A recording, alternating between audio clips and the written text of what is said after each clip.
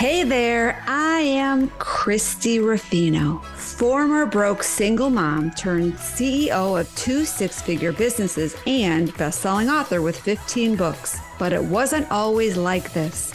Not long ago, I was a hot mess. Yes, I did a lot of things right, but mostly I was throwing spaghetti on the wall to see what would stick. Fast forward past many failed attempts and a few incredible victories, I not only get to share what I've learned along the way, I get to bring together top influencers as they share their empowering stories, insider secrets, and valuable resources that can be used right now to step into your power. So, if you're an ambitious entrepreneur, or possibly one in the making, and you're looking to create a business and life that lights you up, well, then you're in the right place.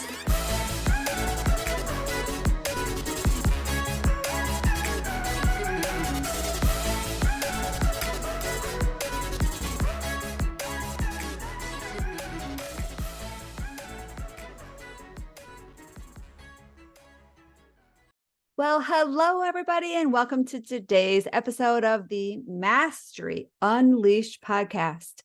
This is Christie, and I have the pleasure of interviewing the Mastermind Guy today. And I have gotten to know this person. His name is Jay Fairbrother. I've gotten to know him pretty well over the last few months. We are in a mastermind together, and I will tell you, he knows his stuff. He has an amazing story. And he has a great experience. I shouldn't say great. That didn't sound right. He's got a lot of experience helping entrepreneurs create more revenue and make a bigger impact through the power of a high-functioning mastermind. Jay, he is a serial entrepreneur, a business coach, and a mastermind guru with 30 years of experience starting, buying, and selling six-figure businesses. Jay's story, which he's going to share a little bit in the show, he talks about losing everything after the 2010 financial crisis and rising from the shame to shine as the mastermind guy.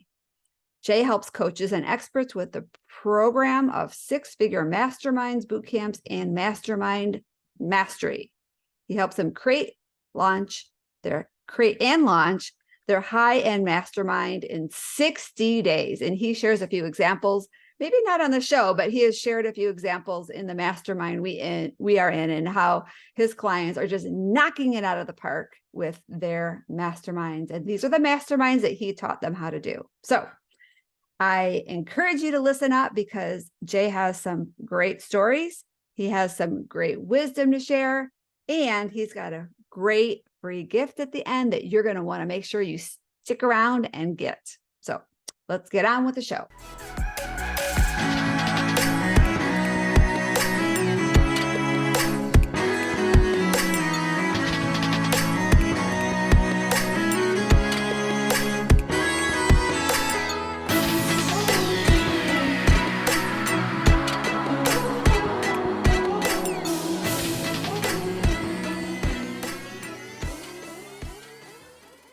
Well, hello, everybody, and welcome to today's show. I am excited to have Jay Fairbrother on with us today. Welcome, Jay. Hey, Christy, it's great to be here. Thanks for having me. Yeah, we've kind of been in different groups together. I was on your master class last week. It was super awesome. You shared some great information. So I know today's episode is going to be packed full of great content. But before we do that, I always like to share or ask our guests to share their story. And I was able to hear your story last week at your masterclass. So I'm really excited for you to share it with your audience, or with our audience. Sorry, not your audience, our audience. Yeah, thank you. I have various versions of the story, so I'll try to keep this one to the short version. I usually start by saying that, I'm at a point in life where I can barely remember what I ate for lunch yesterday, but I vividly remember 25 years ago when I walked out of my very first mastermind meeting and I declared, oh my God, I finally found my tribe. So I had joined it that mastermind, I was in business, my first business for a few years. I was pretty successful, got it up to $1 million in revenue. And I kind of got stuck at that $1 million mark. Might be some people hearing that thinking, what a good problem to have. But I couldn't seem to break too far beyond that $1 million thing. And that's when I joined an organization called Young Entrepreneurs Organization and got into my very first mastermind. So over the next several years, I actually joined a bunch of different masterminds because I loved it so much. I loved hanging out with the other entrepreneurs and learning how to grow my business and become a better entrepreneur. So fast forward over the next 6 or 7 years, I built that business to 200 employees and 10 million in annual revenue. And then I sold that business in 2004. Life was pretty good. I took some time off and traveled. I bought 3 other businesses. I made tons of investments. And then this little thing called the Great Recession from 2008 to 2010 happened worldwide. And like many people, I lost everything. And I mean, completely wiped out. So I quite literally went from multimillionaire living in a mansion to living in my friend's basement without a car. Wow. That's a huge crash. Yeah, bankrupt, lost my marriage, like everything. So I'm sitting in that basement, very much alone, very much in shame and humiliation after having been, this successful entrepreneur. And I hid in the basement. I withdrew from all the entrepreneurial, network that I had built up over 15 years. So I was in that basement literally for like 5 months, but figuratively more like 5 years, dealing with that. And that's the part of the story I wish were better. You know what I mean? I wish I could say, yep, I jumped back right up and got back in the game. And I hear you. So it took a while, but eventually I felt like I had enough resilience built up and I could put myself back out there, hang my shingle again, go out and do coaching and consulting, which I had done in between businesses in the past over the years. And I went out there and started my coaching business. And even with that, even with experience doing it, I really, I zigged and zagged. I tried a couple different things. I ended up doing sales training for coaches. I worked with over 100 coaches, helping them with selling conversations. And that was a lot of fun, but it was one-on-one. It was, wasn't scalable. So I'm sitting at this 3-day event, and the person running it was talking about, what do you want to be known for? And it just really hit me. Like, I don't want to be known as the sales guy. And not that there's anything wrong, with that. I enjoy helping people with sales, but the mastermind thing is what I'm passionate about and what I really believe in terms of helping not just entrepreneurs, but masterminds can help anyone who is looking for a lifestyle or life-changing transformation, because life-changing things typically don't happen in a 6 or 8 week course. Right. So I pivoted during that event. I had actually turned all that sales training into a sales course that I never launched and sold, because it just hit me like, I got to do the mastermind thing. Like, that's, that I love that. I love being in them. I love running them. So I thought, I could start a few of my own. That's fine. But I can't have a lot of impact that way. I can impact, a small group of people. So what I, did is I decided to put my focus on helping coaches, speakers, healers, experts to create their own masterminds and to use that as a high ticket program to scale their business and literally blast past 6 figures. I love that. One of the things I always say is, if you are selling a $1,500 course or a $1,500 coaching package, you need 67 clients just to reach 6 figures. And getting 67 clients is not easy. It's a lot of time, effort, and usually expense that goes into even getting to that 6-figure mark. Whereas with a high ticket mastermind, you can achieve 6 figures with 5 people, 9 people, 12 people, at most 15, 20 people. And So that's what I do now is I help the coach, speaker, expert market to create programs like that so that they can have more impact and scale their business. I love that. Great story. And we're going to dive into some of the logistics and some tips on what is a good mastermind, because there's a lot of people out there that are claiming to run masterminds or even teach masterminds, and they don't necessarily get the results that they're supposed to because they're not being done correctly. Don't get me started on that.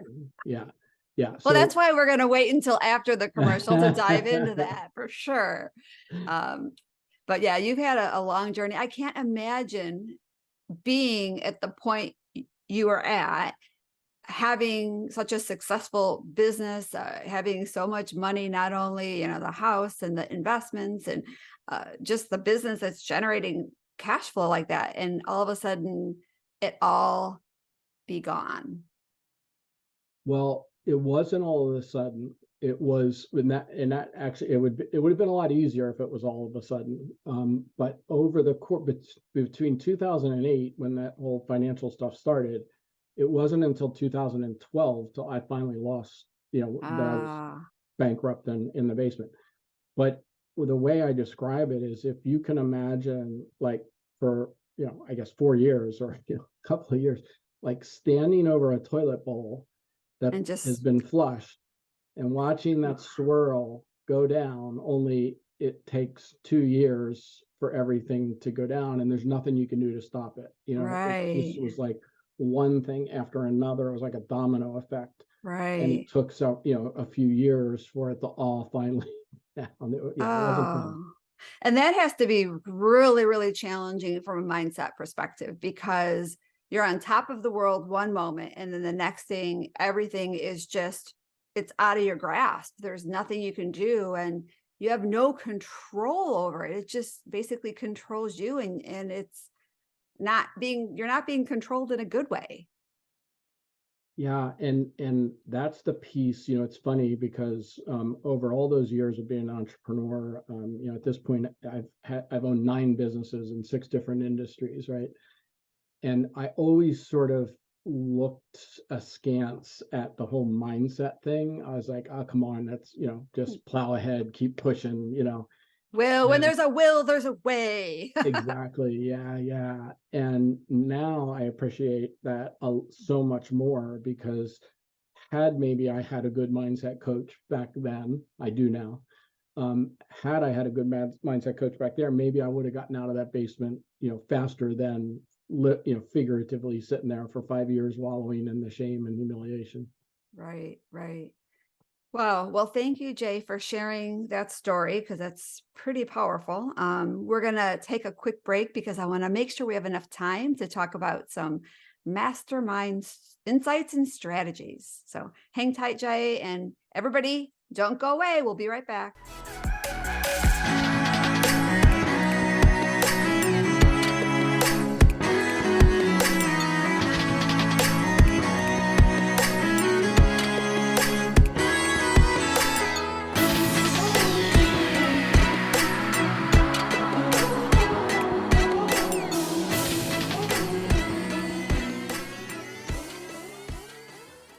Well, hello, everybody, and welcome back. This is Christie and Jay Fairbrother, the Mastermind Guy. And what are we talking about today? You guessed it, masterminds.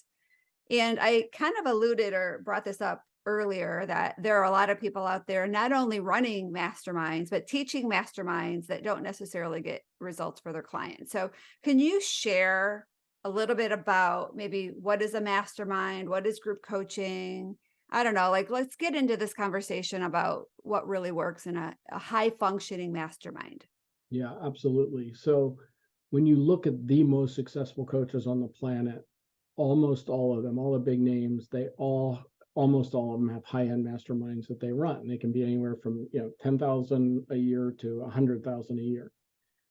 The thing is, most of them are not really masterminds.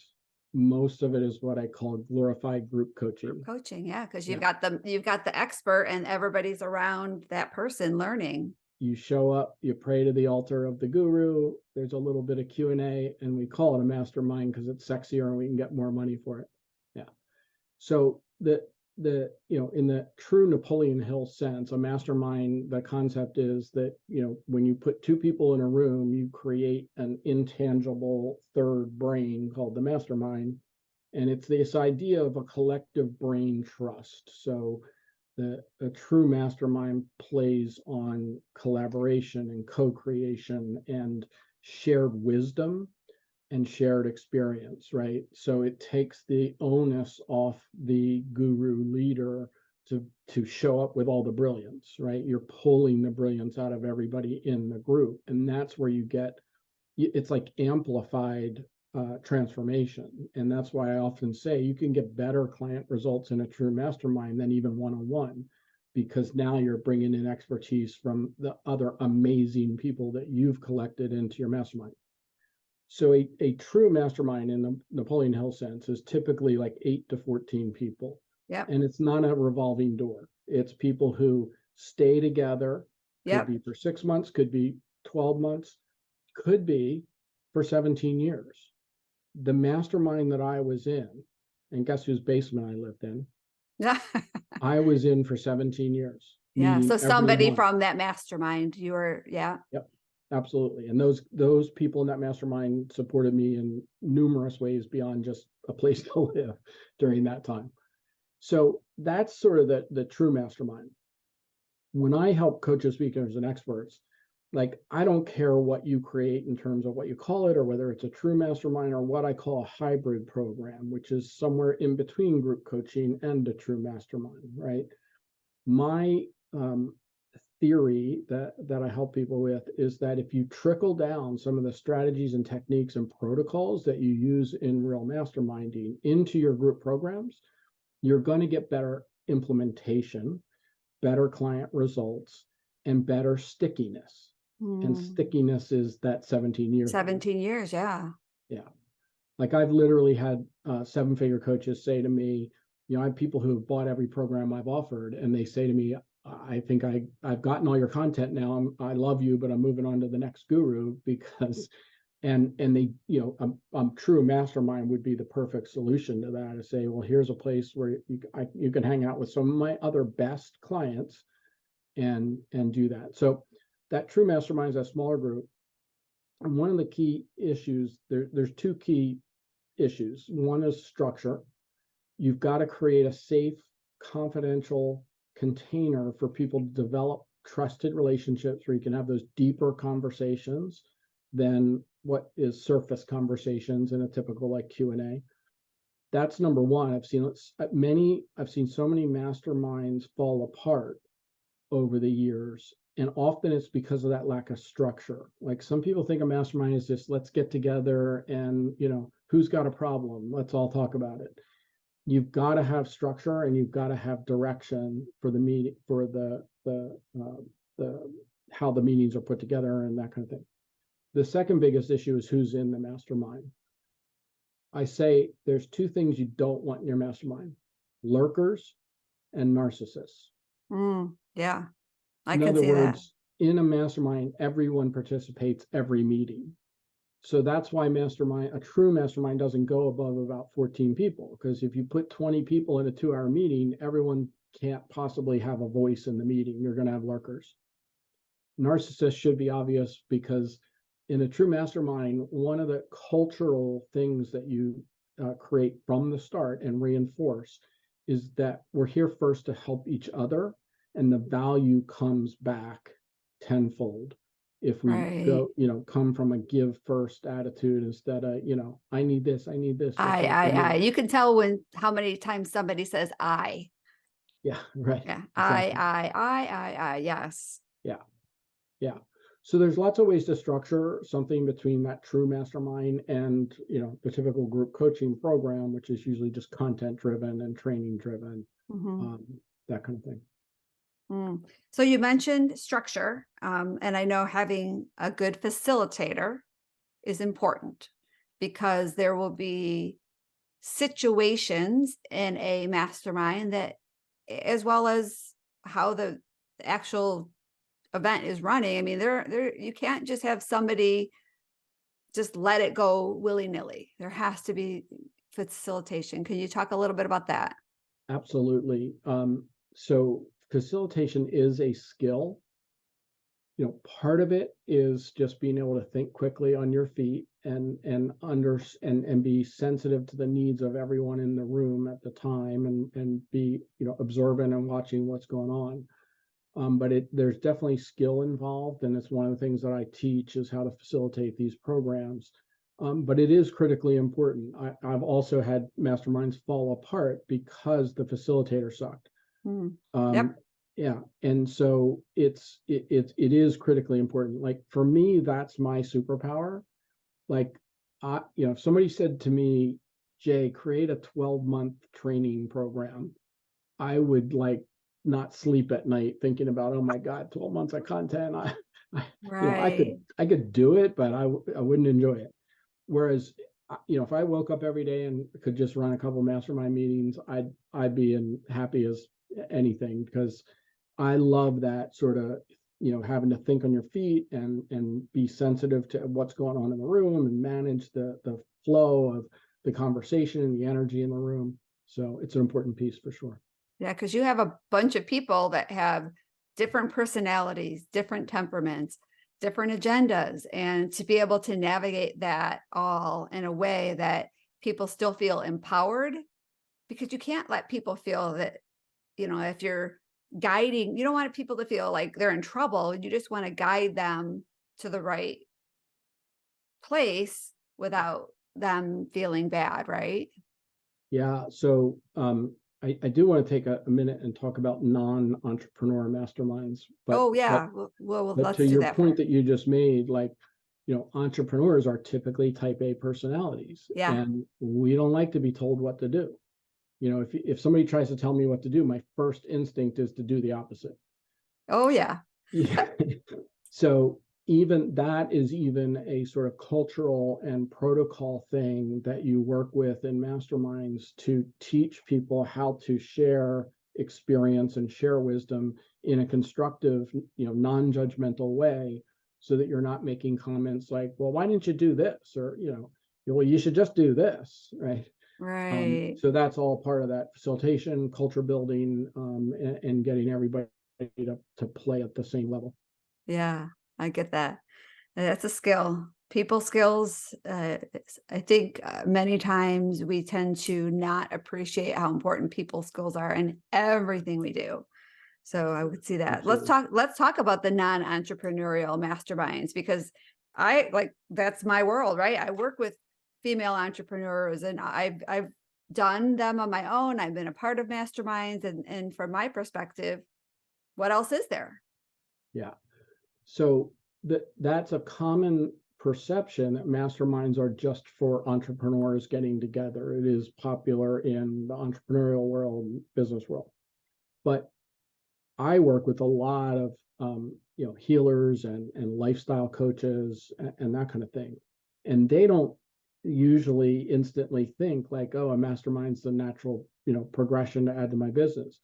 But in fact, it's the perfect natural thing to add to your business, because lifestyle changes, mindset changes, health changes, those are not things you can make progress in a 6 or 8 or 3 month program.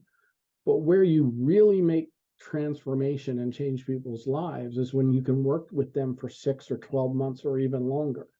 And so to create the high-end mastermind or hybrid program for your clients who already know, love, and trust you, that's a perfect add-on for somebody who isn't serving entrepreneurs, but is serving people trying to make those lifestyle changes. So if I'm understanding you correctly, we have traditional masterminds, which are more like peer mastermind. There isn't the guru. It's just people with maybe like-minded beliefs and goals that are looking to accomplish something, or because I can totally understand the guru hybrid mastermind, where you do have the coach and they add that mastermind to the component for not only ongoing support from the coach, but also allowing the mastermindees to also contribute with their areas of expertise, which you don't do in a traditional coaching program, right? You just take it all in and you learn. But Yeah. when you go with the true mastermind where there's not a guru, like, can you give me some examples of people that would really do well with that? Yeah, so let me talk about the pure mastermind thing where because if you're listening to this and you like the idea of being in a mastermind, I encourage you to go find a pure mastermind where you're not, may not cost $10,000 or $100,000 a year. It may cost nothing or very little. But here's what I've seen over the last 25 years. I've seen a lot of people try to create pure masterminds where they get together, true peers, put together, everybody's all excited, let's meet every month. And then, conflicts come up, things come up.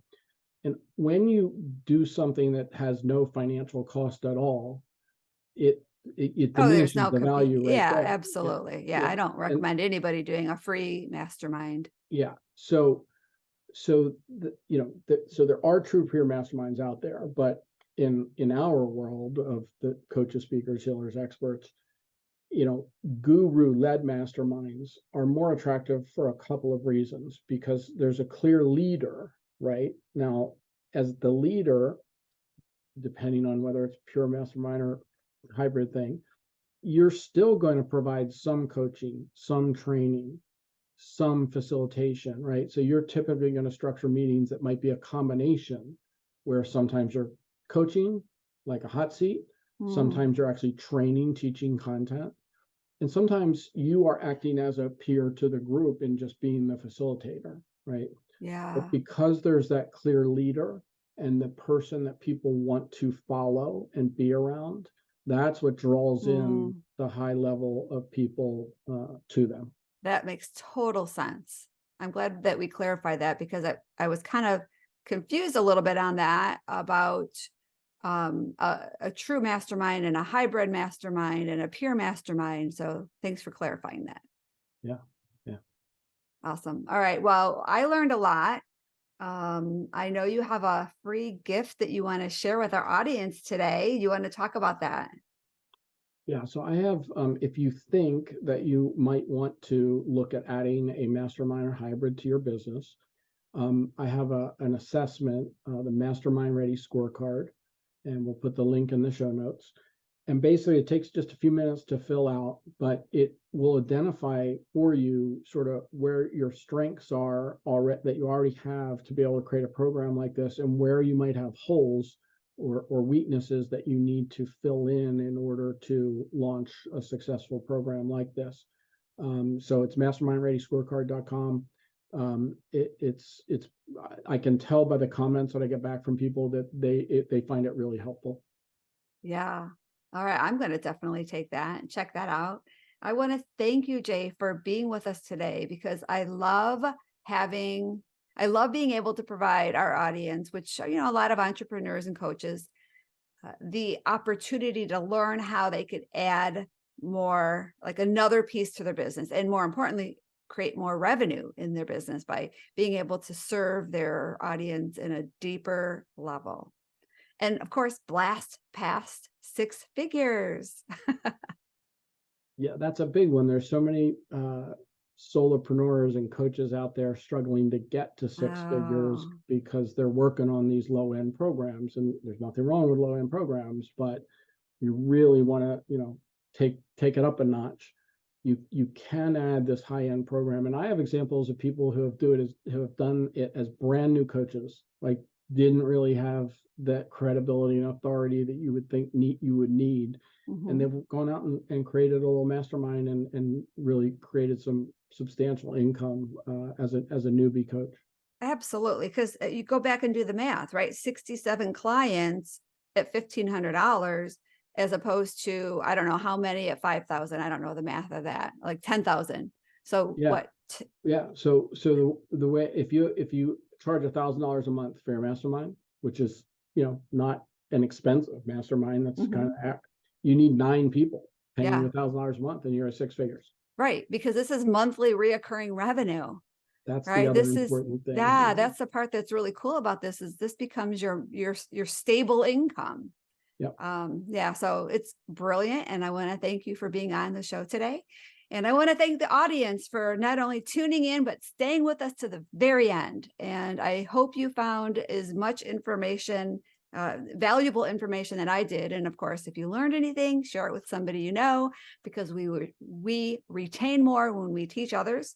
And of course, if you like our show, please show us the support on whatever platform you listen, because we need you to keep supporting our show so we are always getting in amazing guests like Jay. So thanks everybody for being here. And most importantly, thanks, Jay.